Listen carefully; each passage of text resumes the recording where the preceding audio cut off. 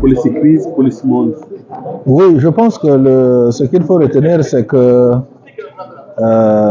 après la Seconde Guerre mondiale, le monde était divisé, comme vous le savez, en deux blocs, en deux superpuissances.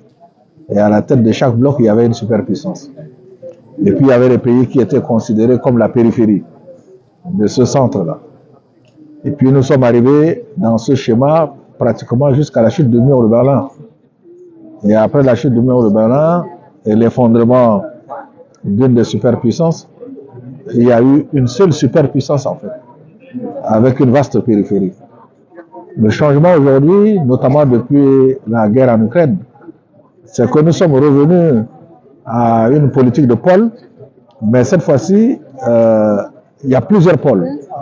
Il y a des pôles considérés comme des superpuissances, il y en a d'autres qui ne sont pas très loin des superpuissances, qui développent également une autonomie politique, et chacune de ces superpuissances ou de ces puissances-là ont leurs obligés, leur clientèle. Et le but pour l'Afrique, c'est de ne pas entrer dans un schéma de vassalisation.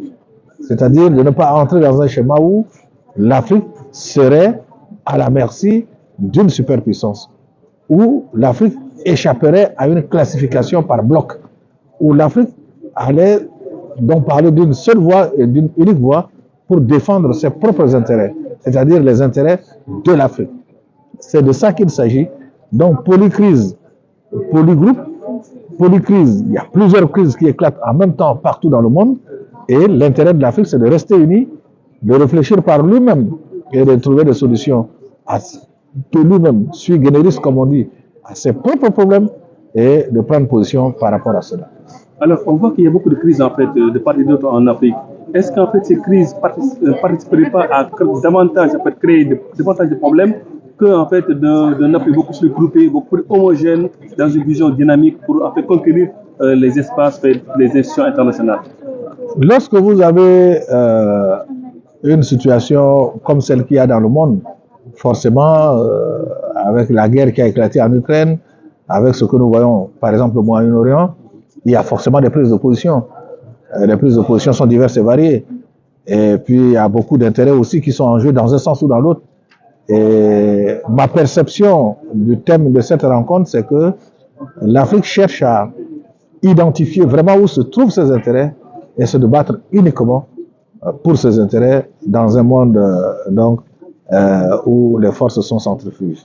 Et sur quel levier ou mécanisme devrait-on s'appuyer quand même pour arriver à cette fin?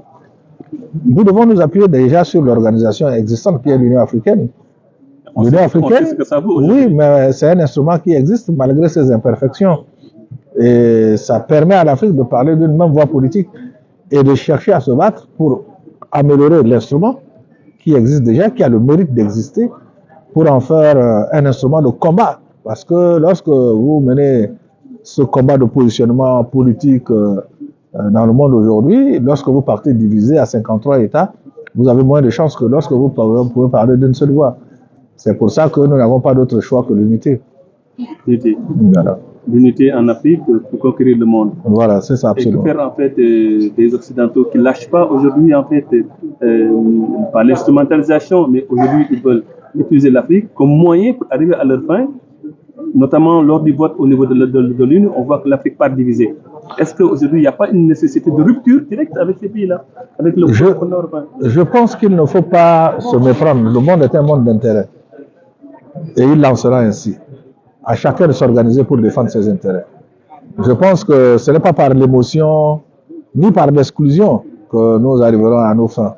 Je pense que c'est par une prise de conscience et de l'éveil de notre conscience politique, d'être toujours éveillé aussi, de développer une capacité de veille que nous pourrons faire en sorte que nos intérêts soient souvent préservés.